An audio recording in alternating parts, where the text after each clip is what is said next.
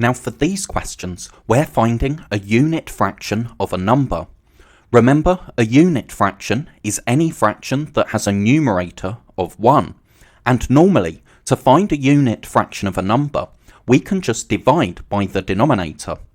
But here, 13 isn't in the 5 times table, 17 isn't in the 4 times table, and 22 isn't in the 5 times table.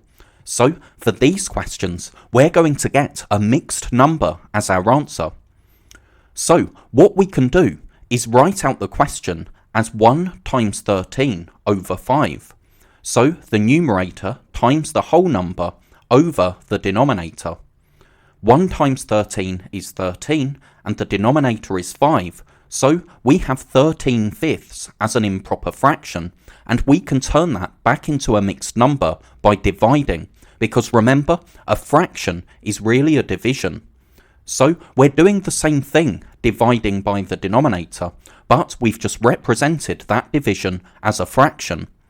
So 13 divided by 5 is 2 remainder 3, and the denominator stays the same. So 1/5 of 13 is 2 3/5. Now we have 1/4 of 17. So we can write that out as 1 times 17 over 4. And this is useful because it will be clear in our next lesson when we're finding a fraction of a number that isn't a unit fraction what we need to do. But 1 times 17 is 17, so we can represent 17 divided by 4 as a fraction 17 over 4. To turn that back into a mixed number, we divide, and 17 divided by 4 is 4 remainder 1, and the denominator stays the same. And we can check 4 times 4 is 16, plus 1 is 17. Finally, we have 1/5 of 22. So that's 1 times 22, or 22 over 5.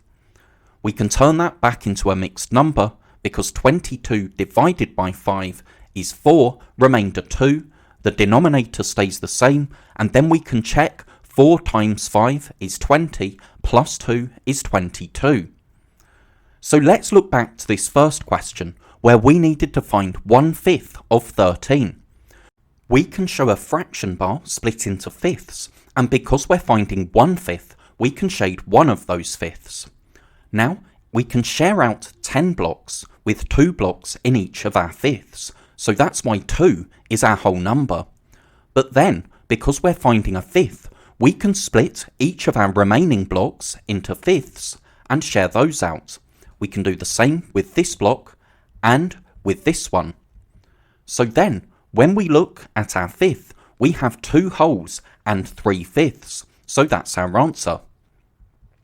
Then we needed to find 1/4 of 17, so we can show a fraction bar split into quarters, and we're finding 1/4.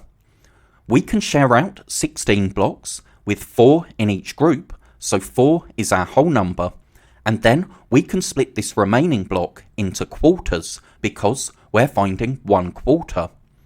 So with those 4 quarters, if we share those out, we have 1/4 in each group, so that gives us 4 1/4 as our answer. Then we had 1/5 of 22, so we can show 1/5 on our fraction bar. We can share out 20 of the blocks to give us 4 blocks in each of our fifths, and then, because we're finding 1/5, we can turn each of our remaining blocks into 5 fifths and share them out. That means that we have 4 wholes and 2 fifths in each of our fifths, so that's 4 2/5 as our answer.